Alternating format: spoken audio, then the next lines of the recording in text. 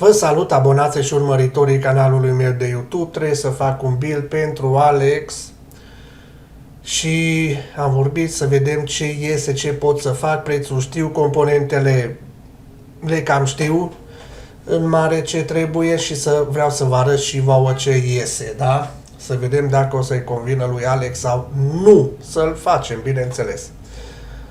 Bun, am ales deja câteva componente.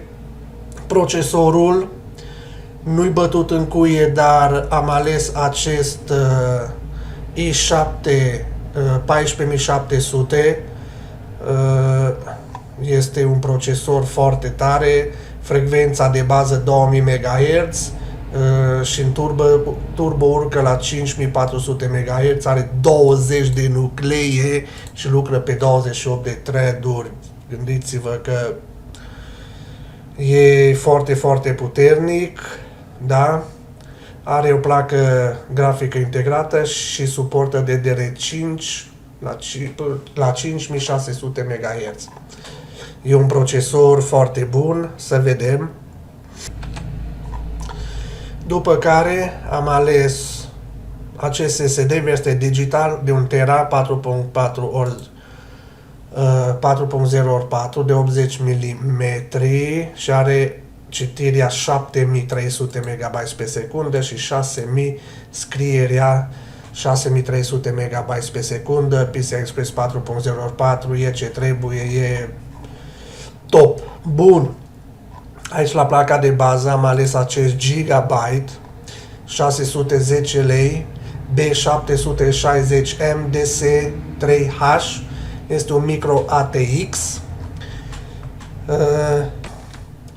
Suportă procesoarele a 12, a 13 și a 14 generație. La 14 generație va trebui făcut update de BIOS ca să-l suporte. Așa. Are PCI Express ori 16 4.0 RAID, placă audio 7.1 de la Realtek, placă de rețea până la 2500 Mbps pe secundă, are 4 porturi pentru SATA 3 și 2 pentru M2 SSD, suportă DDR5, nativ de bază 4800 MHz, în overclock vedeți până sus, dar nu vă recomand să luați aștia 7000 să le băgați, că nu o să fie stabile. Pur și simplu nu o să fie stabil. Am văzut și nu o să fie stabile. Procesorul lucrează la 5600 MHz. Recomandarea mea, dacă nu este stabil, adică în overclock din BIOS să-l pui pe 5600 și hai 6000, dacă e, și dacă nu e stabil, atunci să scazi înapoi la 5600 sau de bază la 4800, pentru că sunt probleme. Sunt probleme și trebuie să scazi voltajul, să urci frecvența, tot felul de chestii, trebuie să le știi pe alea. E o placă de bază ok, mă uit aici la memorii RAM suportate, asta este placa de bază, are și în limba română, are aici memorii suportate, da? Și vreau să văd ce memorii suportă, vedeți pe aici și ce găsesc prima dată. Bun, placa de bază este ok, hai să văd aici memorii RAM.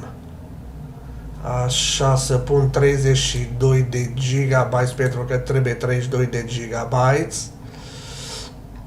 DDR5. Nu, asta, tip DDR5.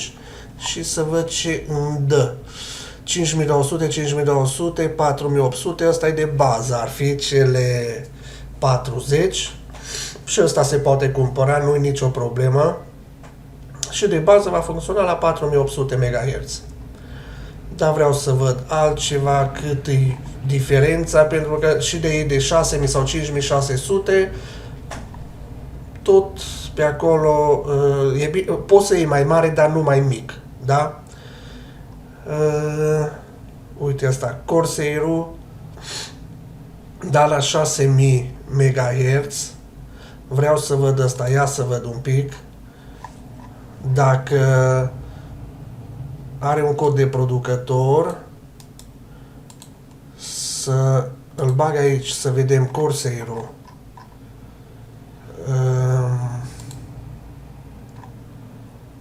Unde ești? Corsair Speed 6000 și un am de numai 6000, ăsta e CMK64GX 5M 2B 6000C40, ăsta e. Nu. 32 B6000 este C36. Nu e 40-ul.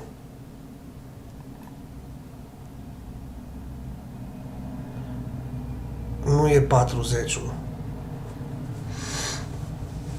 Și timing 40-40 cu 77. Asta e 36-36. Deci latența e mai bună, să spun așa, dar dacă pe nu e băgat în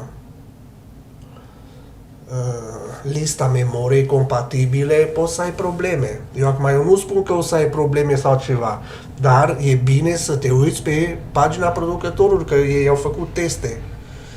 Și zice că nu ăsta, B600 până la 5M2 B6000, cred că la CL40. Ăla e. Ia să văd un pic. CL40, ăsta. Ăsta e la 5200 MHz. Și nu vreau să iau ceva să nu fie în listă. Nu. Și ăsta e. Dacă, bine, nu-i musai, și Fury Beast aș lua.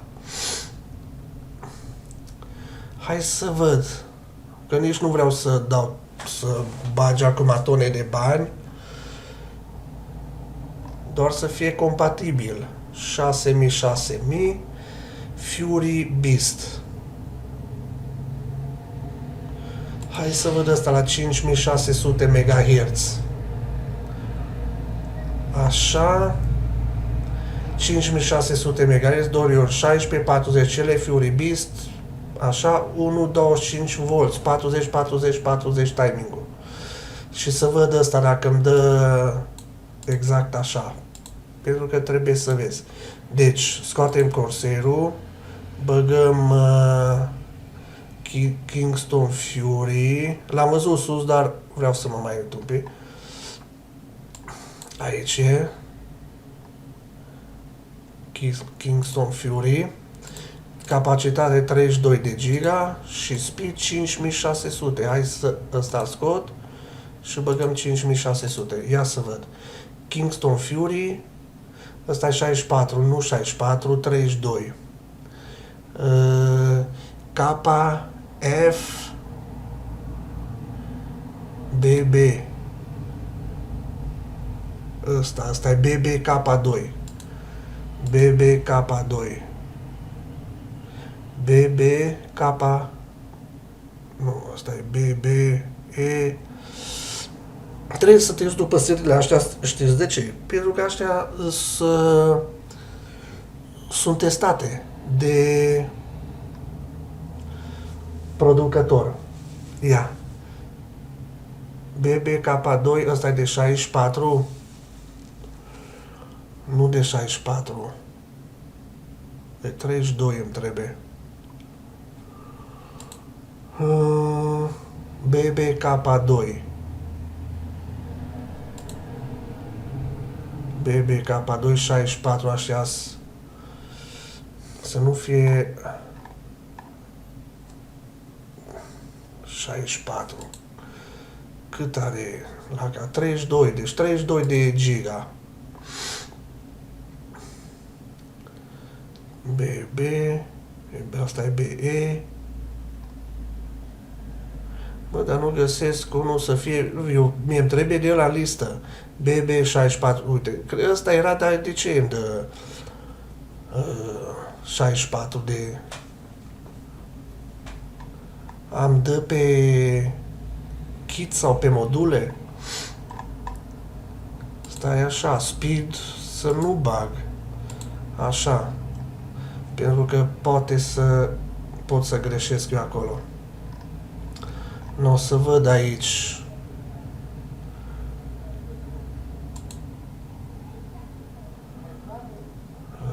Ia. Bun, am găsit și memorii RAM, așa, care este în listă, care sunt în listă și este ăsta, Fury Beast, 16 GB, am băgat două bucăți, 6000 MHz, cele 40, 1.35 volts, așa, DDR5 și acest cod era în listă. Ambele 670 de lei. Da, pe acolo. Și dacă e în listă pentru 20 de lei, nu mai e una alta, da? Trebuie să fie în listă. Bun, dacă e în listă, am și memorii RAM, 32 de giga, pentru că 16 cu 16, două bucăți, da? Aici sunt două bucăți. Bine, trecem mai departe. Alegem placa video. Placa video știu ce-i trebuie, pentru că am vorbit și la asemenea PC trebuie o placă video pentru că este jucător. Și dacă este jucător, trebuie... Hai să vă duc, da, unde? RTX, procesor grafic, tot felul de chestii, tip memorie, dimensiune. Unde aleg, mă, oameni buni, dacă nu caut pe aici? RTX 4070, da? Acela, pentru că este o placă video care mie personal din descrieri, din teste, e ce trebuie și e compatibil cu tot ce am ales eu aici și e de gaming, da? Pentru că cine vrea să facă un PC de top, pentru că acesta va fi un PC de top. No, hai să vedem, îmi dă și AMD, producător. Uite, păi da, măcar aici 4070, dar nu acesta, ci Superul, RTX 4070 Ghost. Unde ești Super?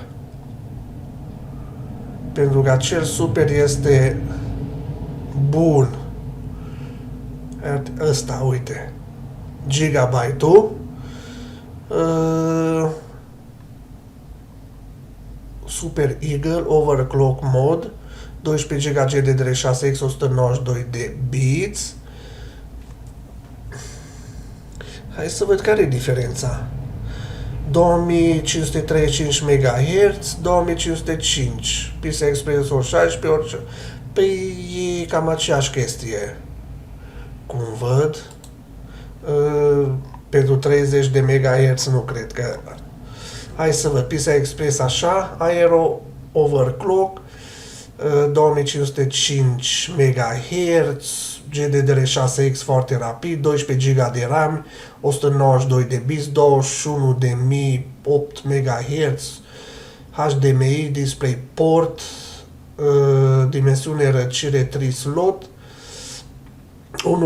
1.16 PCI Express, deci trebuie alimentat, așa, tehnologii, o grămadă de tehnologii. Ce scrie lumea? Am făcut upgrade de la 1660 la acest 4070 Super și nici nu se compară. Păi nici nu are cum, pentru că 1660 e 2019, ăsta e 2024. Chiar așa? O placă video foarte bună, recomand cu drag. Sigur că da, este foarte bună. Altele, depinzând de ce și cum vrei să faci. Poate îți permite bugetul și merită să-ți iei 4070 Ti Super, da? Dar la cât e? 4000 de lei. Cum ăsta e... dai mai mulți bani. Dar și 4070 Super, hai să vedem.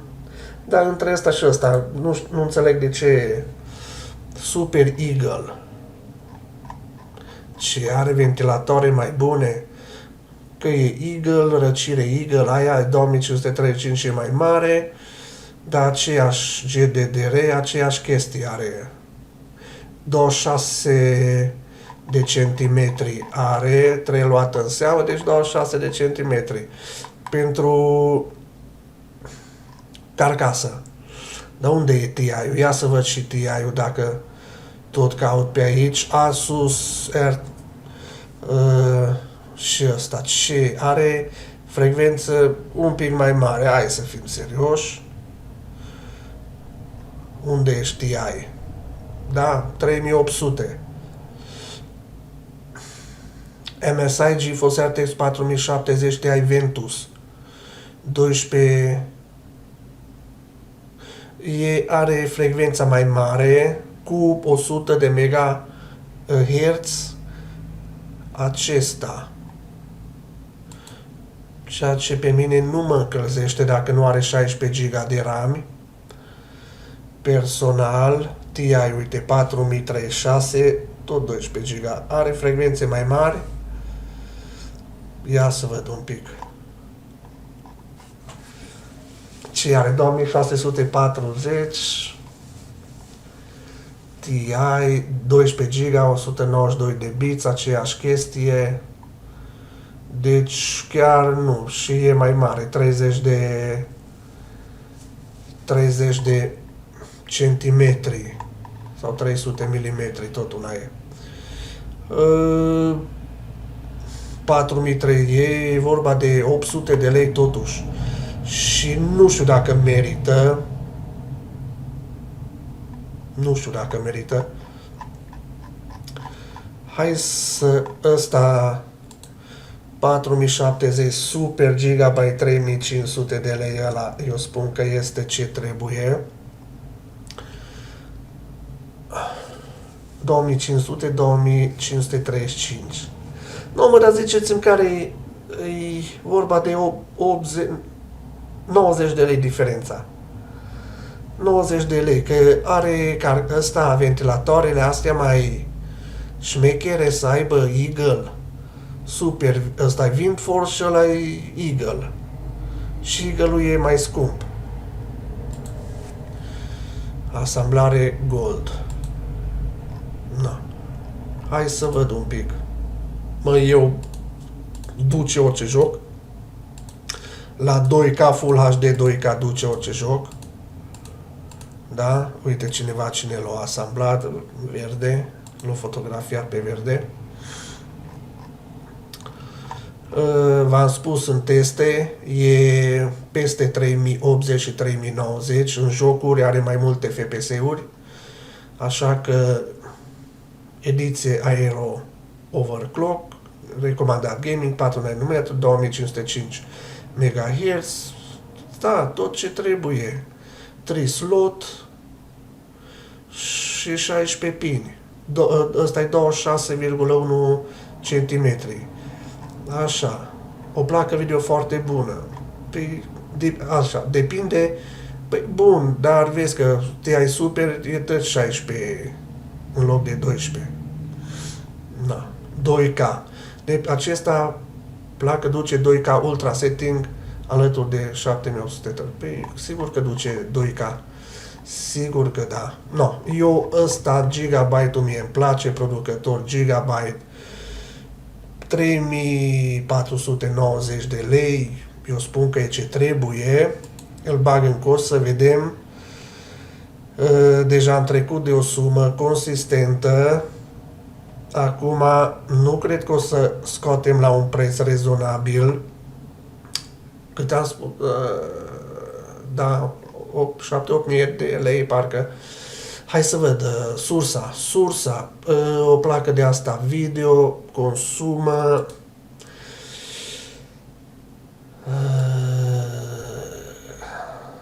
asta e cea mai mare consumatoare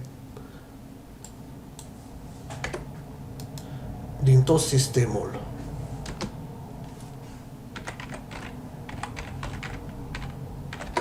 Și de aceea trebuie văzut situația un pic la specificații. Bine, eu mi-am dat seama că 700 de W trebuie vreo 850 de W. 850 dacă nu 1000 de W să dar 850-900 ar ajunge. Nu a făcut nimeni, nu scrie nimeni cât consumă. Stai așa să...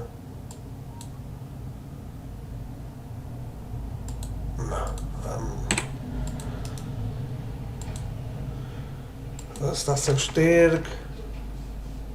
RTX așa. Consum. Să ne uităm, să vedem cât consumă. Review. Ce scrie? Pe aici, ce scrie? Da, uite, ăsta e. Așa, consum, cât consumă?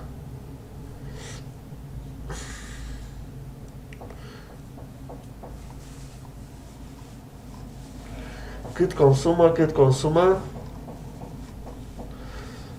Nu ne spui cât consumă. Super, că eu nu văd bine întotdeauna când țin fața ochilor. Nu vezi. Dar oricum trebuie. Zice aici pe ce au fost testate. Și jocuri.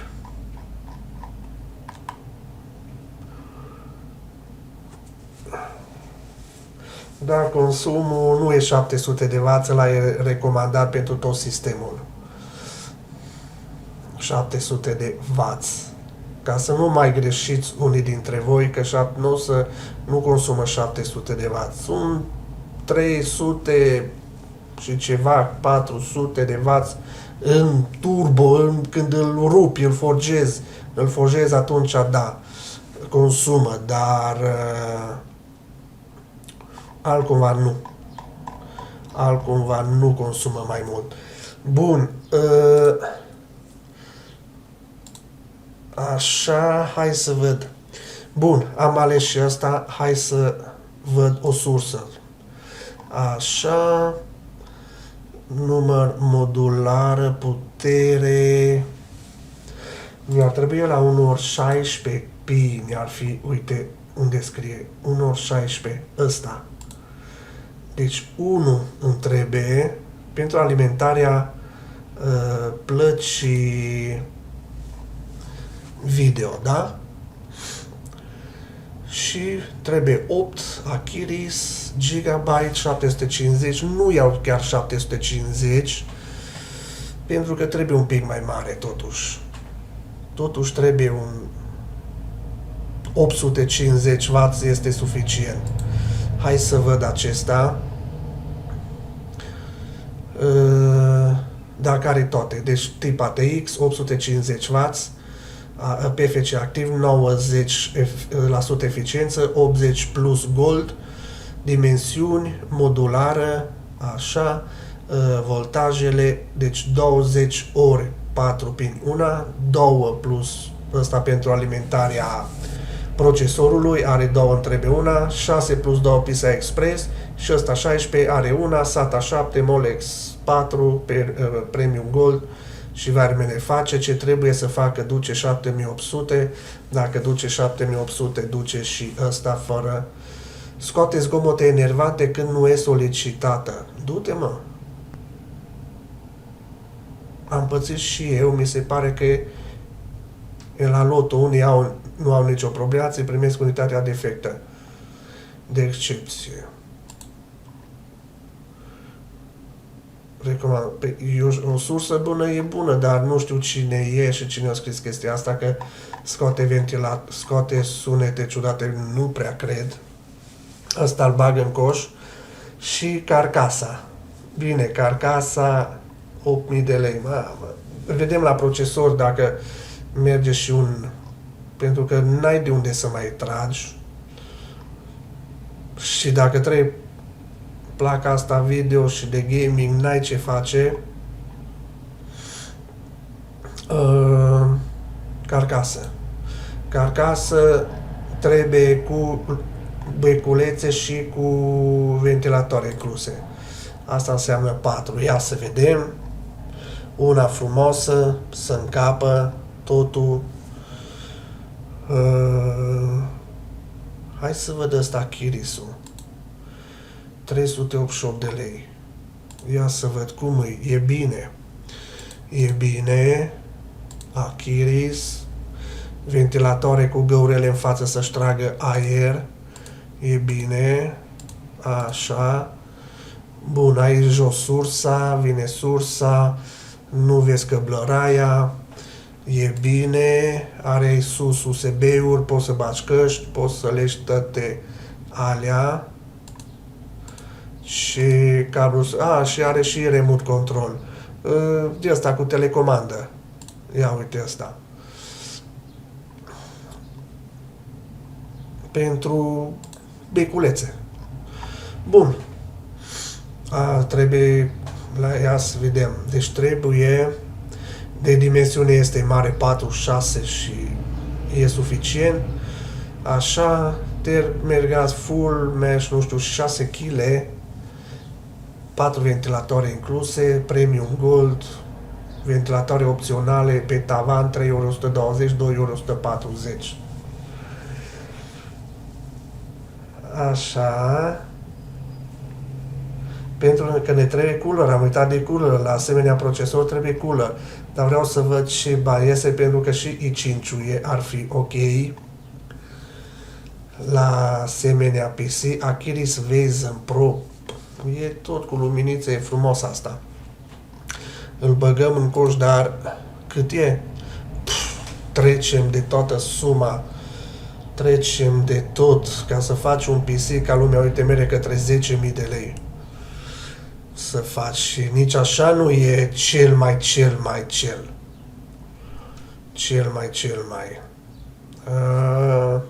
Unde e culare?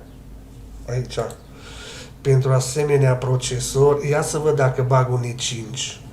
Dar tot seria 14 alea, ce? Pentru că super tari și alea. Socket 1700. Și E5 13.000, 12.000, ia uite asta, 1.100, 13.000,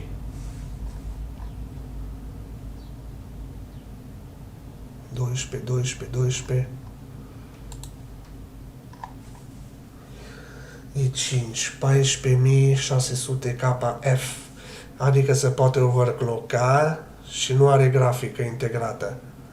Ia să văd asta un pic. Asta e cu K, are grafică integrată, 1.700 de lei. E cu 500 de lei mai ieftin. Asta e 21.3, sau ăsta l-am băgat, 2.150. Pe acolo. Și ăsta 1000. Hai să văd un pic asta. 14 nuclee, 12 thread-uri, 3500 MHz, urcă la 5300 MHz.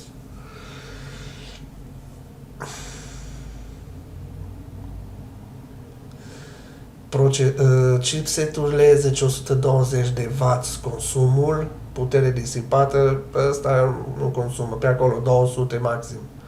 DDR5 la 5600 MHz. Eu spun că și ăsta e bun. Hai să-l bag și ăsta în coș, că e... trece de preț, 14 nuclee, nu știu ce trebuie mai mult de 14 nuclee în gaming. La 20 de nuclee. Eu nu zic că nu, dar vezi că urcă. Na, hai să ștergem i7-le ăsta. Așa, e 7800 de lei acum. Dar mai trebuie cooler. Și trebuie un cooler la vreo 5-600 de lei la așa ceva. Pentru că adică nu, e 5 și dar totuși trebuie ceva de asta pe aer, pe lichid. Na. Arcticul 368 de 1800. Arctic lichid cu 2 ar ajunge, nu trebuie cu 3.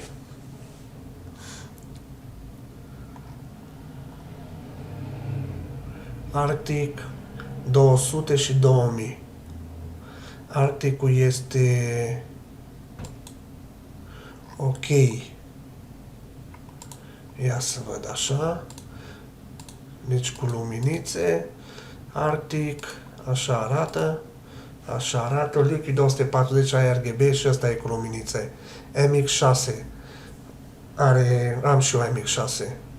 AMD așa, LGA 1700. Ăsta e ce trebuie.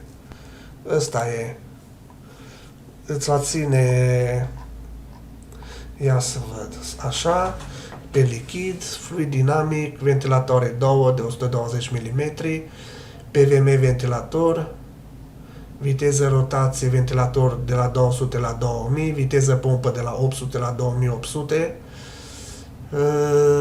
conectori, 1 kg 700, lungime, ARGB și permite asamblare premium. Asta e ok. 415 lei să spun. Asta este ok. Arcticul 8280 de lei. Na. De unde mai poți trage? De unde ai mai putea să tragi? Ca să faci acest PC nu prea mai ai. 8280. Nu prea mai ai de unde să tragi, mă. Din memoriile RAM nu. Din SSD nu. Din sursă să găsesc mai ieftin, dar de cei 700 de lei? Atâta era? S-au tras aici sursa. Discount sursă 130, da. Așa. Stoc magazin suficient, stoc magazin suficient, stoc magazin. Deci astea sunt toate în stoc, deci astea le primești rapid. Ăsta e prețul. Dacă nu...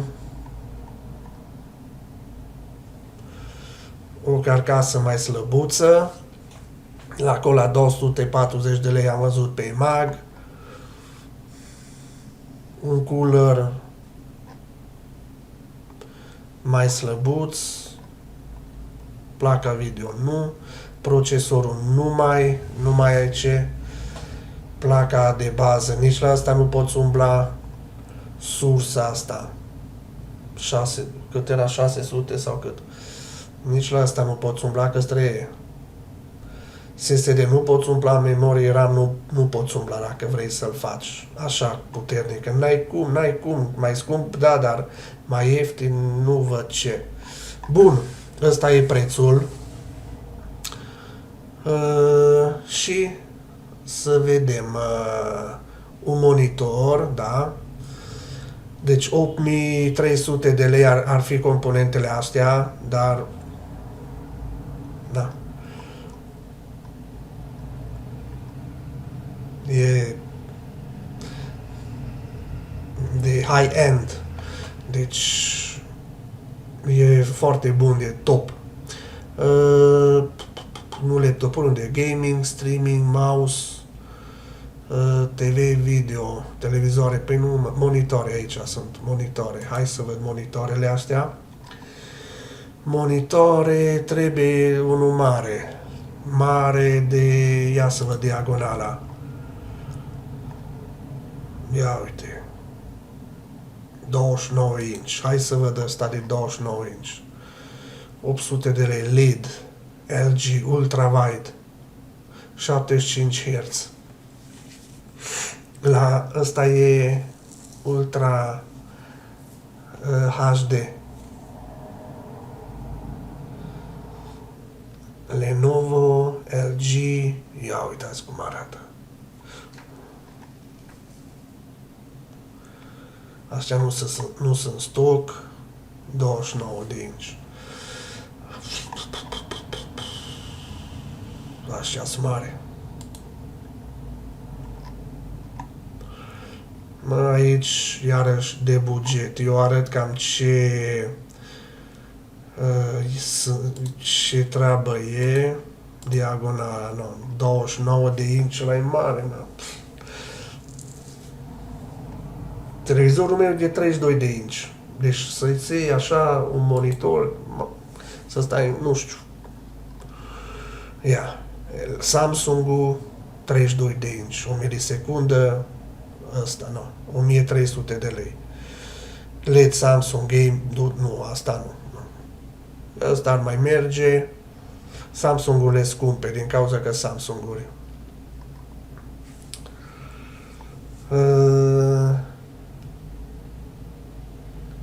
Iată, scumpe. Aici vezi un pic care e situația.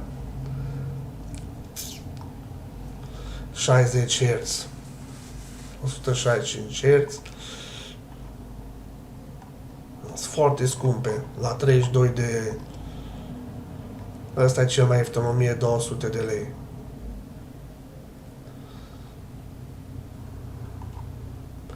Hai să vă dăm tot 29 de inch, că...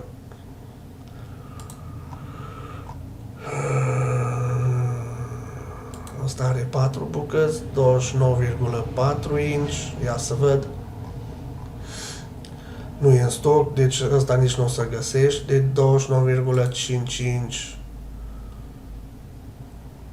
Doar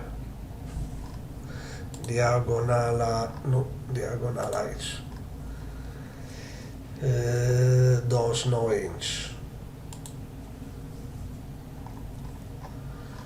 Și aici mai găsești la un preț, din asta 75 Hz, 75 Hz, 90 Hz și așa nici nu sunt în stoc.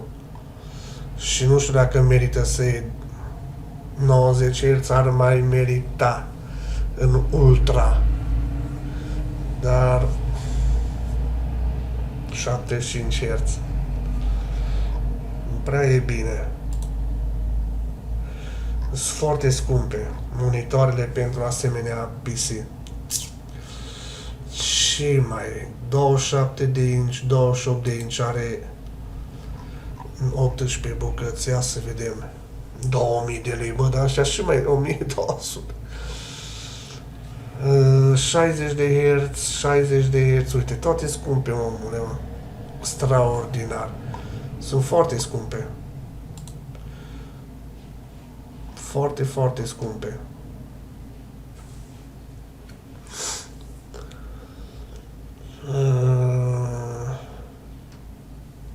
Rezoluție.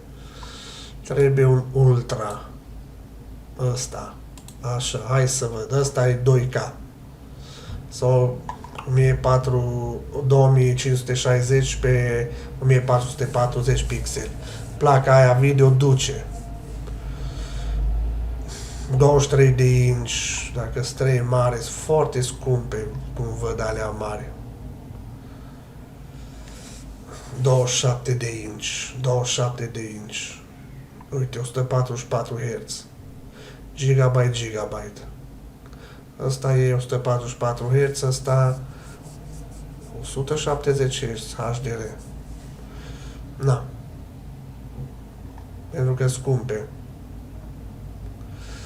Aici este la plăcerea ta, ce îți place, ce bani ai.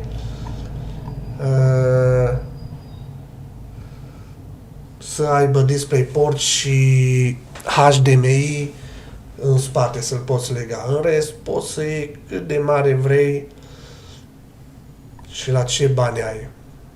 No, că aici nu mă... Și iarăși cablu video. Așa. Aici trebuie un cablu video. DisplayPort sau HDMI. Hai să vedem ce găsim. Dar aici spune că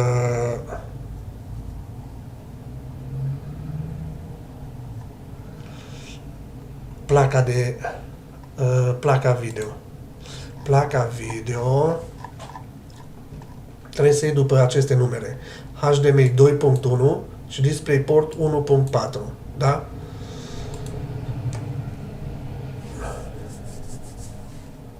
Deci 2.1 și 1.4 și trebuie până la 8K. Vedeți? Sunt 1.2 de ăsta am eu. Astea sunt modele vechi de care am eu. Cei ăsta care aveți PC-uri de astea, noi nu mai luați de astea 2.1, uite, HDMI, mail 2.1 8K 2 metri.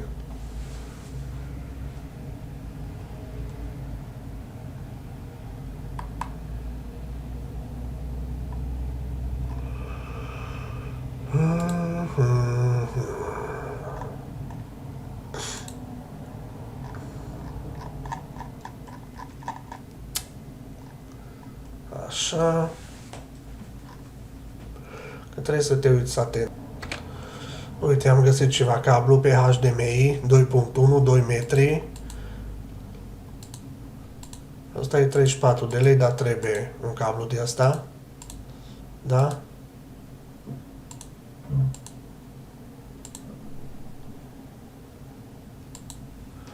Asta e.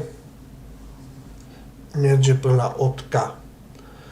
HDMI, conector aurit, carcasă, conector, cablu îmbrăcat, împletituri de nylon, lățime de bandă 48 GB pe secundă, 3 de HDR, 4K e 60 Hz, 8K 60 de Hz. Se cunoaște calitatea foarte bine. No, îți trebuie un cablu, nu e scump, 35 de lei, eu spun că nu e scump un cablu de asta. Bun, ăsta e prețul fără monitor. La monitor, ți-am spus, vezi, vorbim, îți trimit link-ul, ați văzut și voi, spuneți-mi și voi ce ar merge să o scot mai ieftin față de 8323 de lei. O carcasă mai de 200, pentru că cât e aici carcasa? Carcasă, discount 57 de lei, deci 380 de lei. Poți să iei de pe EMAG cu 240 de lei ceva, nu. 280, să mai scazi 100 de lei, să spun așa. Ăsta cât e? 161, ăsta nu e scump, 300 sau cât ăsta trebuie. La un PC care merge non-stop merge. Ăsta, am spus, gigabyte-ul ăsta trebuie RTX 4070 Super, 3050 nu putem umbla aici. La procesor de la i7 am trecut la i5 pentru că și acesta este unul foarte, foarte puternic. Nu are grafică integrată, dar e ce trebuie. Placa de bază nici aici, mai jos de atât nu poți să mergi în sus, da, să iei ceva și mai bun. Sursa. Aici, iarăși, nu ați văzut că nu prea poți. Și poți că îți trebuie 636 de lei. Mi se pare oricum scump, dar vedeți, o sursă calitativă. Cât e? 590? Ia să văd Sonicul ăsta. Dacă are cablul ăla, nu are, vedeți? E mai scump din cauza la cablul ăla,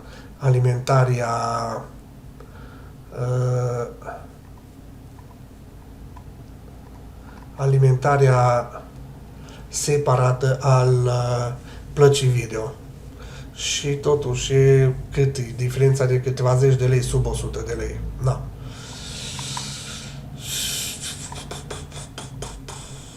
...636...